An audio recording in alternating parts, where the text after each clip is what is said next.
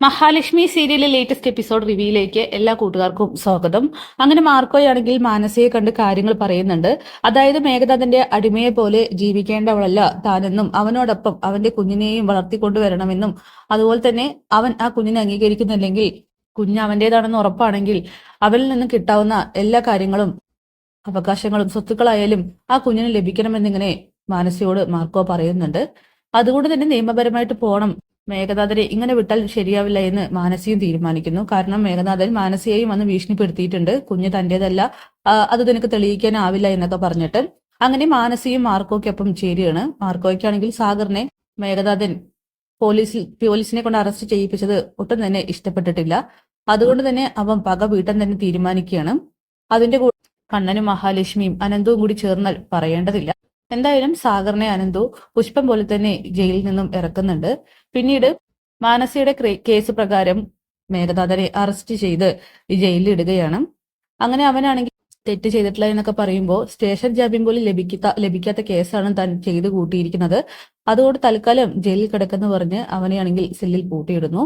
അവനെ കാണാനായിട്ട് മാർക്കോ എത്തുന്നുണ്ട്. മാർക്കോയെ കാണുമ്പോൾ തന്നെ മേഘനാഥൻ ചോദിക്കുകയാണ്, ഇപ്പൊ നിനക്ക് സമാധാനം ആയില്ലടാ എന്ന്. സമാധാനമല്ല, സന്തോഷമായി, ഇനി നീ അനുഭവിക്കാൻ പോകുന്നേ എന്ന് മാർക്കോ മേഘനാഥനോട് പറയുന്നു. നീയൊക്കെ ചേർന്ന് ഇനി എന്നെ എന്ത് ചെയ്യാനാണ് തീരുമാനിച്ചിരിക്കുന്നത്? ഇത്രയും എന്നെ ശിക്ഷിച്ചത് പോരെ എന്നൊക്കെ ചോദിക്കുമ്പോൾ പോരാ, നീ കണ്ണേട്ടനെയും അതുപോലെ മഹാലക്ഷ്മിയെയും വേട്ടയാടിക്കൊണ്ടിരിക്കുന്നവനല്ലേ? ആ മഹാലക്ഷ്മിയെ കൊല്ലാൻ പോലും നീ ശ്രമിച്ചു. പക്ഷെ അവിടെയും തോറ്റുപോയത് നിങ്ങൾ ചെകുത്താൻ കൂട്ടങ്ങളാണ്. അവിടെയും നിങ്ങൾ നിർത്താനായിട്ട് തീരുമാനിച്ചിട്ടില്ല. ഇനി നീയൊക്കെ പുറത്തിറങ്ങിയാലേ അവർക്ക് സമാധാനത്തോടെ ജീവിക്കാനാവില്ല. ആദ്യം കണ്ണൻ സാറിനും മഹിക്കും മാത്രമായിരുന്നു ആ ഒരു സമാധാനക്കേട്. ഇനി നീ പുറത്തിറങ്ങിയാൽ മഹാലക്ഷ്മിയെയും കണ്ണൻ സാറിനെയും പോലെ തന്നെ സാഗറിനെയും മഞ്ജുവിനെയും ജീവിക്കാനായിട്ട് അനുവദിക്കില്ല. നല്ലൊരു പെൺകുട്ടിയുടെ ജീവിതമാണ് നീ കാരണം തകർത്തത്. അവൾ നിന്നെ മാത്രം ചെറുപ്പം മുതലേ മനസ്സിൽ കൊണ്ട് നടക്കുന്നവളായിരുന്നു. ഇനി അവൾ ഒരു നല്ല ജീവിതം അർഹിക്കുന്നുണ്ട്. സാഗർ ഇപ്പൊ നല്ലവനായിരിക്കുകയാണ്. അവനിപ്പോ എന്റെ ഉറ്റ സുഹൃത്താണ്. അവനും അവളും കൂടി സമാധാനത്തോടെ ജീവിക്കണമെങ്കിൽ നീ പുറത്തു പാടില്ല. പിന്നെ നീ ഒരുപാട് പെണ്ണുങ്ങളുടെ ജീവിതം തകർത്തിട്ടുള്ളതായിട്ട് എനിക്കറിയാം. പക്ഷെ അതിലൊന്നും കുഞ്ഞുങ്ങളില്ലെങ്കിലും മാനസ എന്ന് പറയുന്ന ആ സ്ത്രീയിൽ നിനക്കൊരു മകനുണ്ട്. ആ മകനെ പോലും അംഗീകരിക്കാൻ എനിക്ക് കഴിയുന്നില്ല.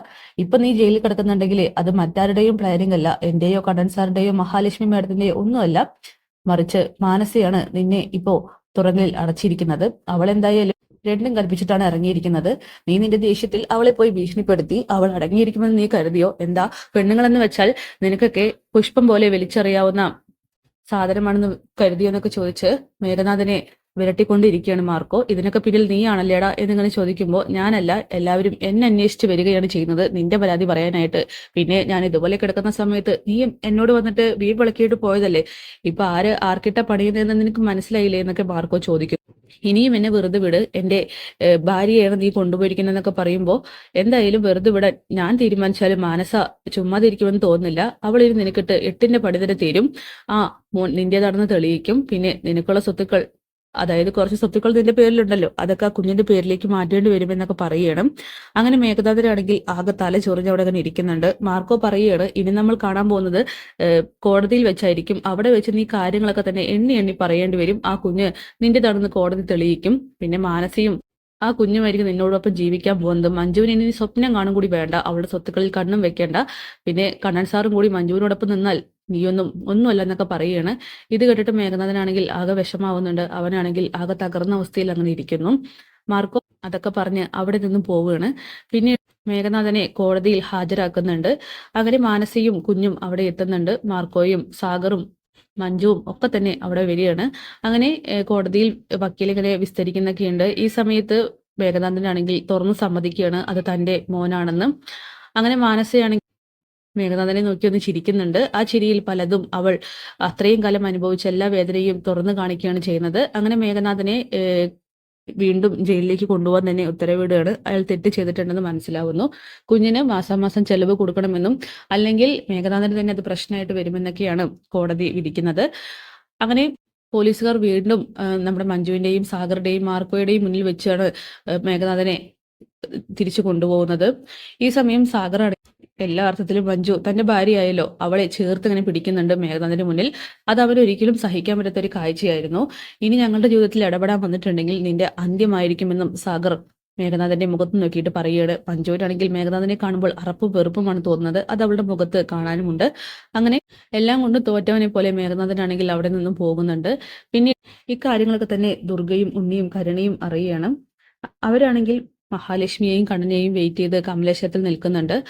അങ്ങനെ മഹാലക്ഷ്മിയും കണ്ണനും വരുന്ന സമയത്ത് അവരെ കടിച്ചു കയറാനുള്ള ദേഷ്യത്തിലാണ് മുന്നോട്ട് അടുക്കുന്നത്. മഹാലക്ഷ്മിയും കണ്ണനും അകത്തേക്ക് പോകാൻ നിൽക്കുമ്പോൾ ഒന്ന് നിന്നേ, എന്താ അമ്മ, എന്താ പ്രശ്നമെന്ന് നിങ്ങൾ ചോദിക്കുകയാണ്. എന്താ പ്രശ്നം എന്ന് നിനക്കറിയില്ല അല്ലേ? ആ മേഘനാഥനെ നീയൊക്കെ കൂടി എന്തിനാടാ കള്ളക്കേസിൽ കുടുക്കി ജയിലിലാക്കിയതെന്ന് ചോദിക്കുമ്പോൾ ഞാനൊക്കെ കൂടിയോ? അറിയാത്ത കാര്യത്തിൽ പലപ്പോഴായിട്ട് നിങ്ങൾ ഞങ്ങളെ പ്രതിയാക്കാൻ നോക്കുന്നുണ്ട്. നിങ്ങളുടെ മൈൻഡ് സെറ്റിൽ ജീവിക്കുന്നവരല്ല ഞങ്ങൾ. കുറ്റങ്ങളും അതുപോലെ കുറ്റകൃത്യങ്ങൾ മാത്രം ചെയ്ത് മുന്നോട്ട് പോയിക്കൊണ്ടിരിക്കാൻ വേണ്ടി ശ്രമിക്കുന്നവരാണ് നിങ്ങൾ എല്ലാവരും. അത് ഞങ്ങൾക്ക് മനസ്സിലായ കാര്യമാണ്. അതുകൊണ്ട് തന്നെ നിങ്ങളിൽ നിന്നും കൂടുതൽ അകലാനാണ് ഞങ്ങൾ തീരുമാനിച്ചിരിക്കുന്നത്, അല്ലെങ്കിൽ അതിൽ ശ്രമിച്ചുകൊണ്ടിരിക്കുകയാണ്. അതുകൊണ്ട് അറിയാത്ത കാര്യങ്ങളിൽ വെറുതെ കൊണ്ടിടാൻ നോക്കണ്ട എന്നൊക്കെ പറയുമ്പോൾ ദുർഗ പറയുന്നുണ്ട്, എൻ്റെ മോളുടെ ജീവിതം നീ ഇല്ലാതാക്കി, അവനെ അവളിൽ നിന്നും അകറ്റി. ഇപ്പോൾ ഇതാ എൻ്റെ അനന്തരവനെ ജയിലിൽ കയറ്റിയിരിക്കുന്നു. അനന്തരവനെ ജയിലിൽ കയറിയിട്ടുണ്ടെങ്കിൽ ആ മാനസയുണ്ടല്ലോ, അവൾ അവന്റെ മുൻ കാമുകിയായിരുന്നു. അതിൽ അവനൊരു കുഞ്ഞുണ്ട്. അത് കോടതി തെളിയിക്കും. അതിന് ദിവസങ്ങൾ വിദൂരമല്ല, അടുത്ത് തന്നെയാണ്. അപ്പൊ അറിയാം അനന്തരവന്റെ തനി സ്വഭാവം.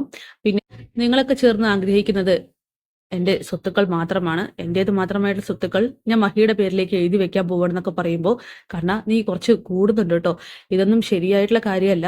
അപ്പൊ എൻ്റെ മക്കളെന്നൊക്കെ ചോദിക്കുമ്പോൾ, നിങ്ങളുടെ മക്കൾക്ക് ഞാൻ തരില്ല എന്നൊന്നും പറയുന്നില്ലല്ലോ.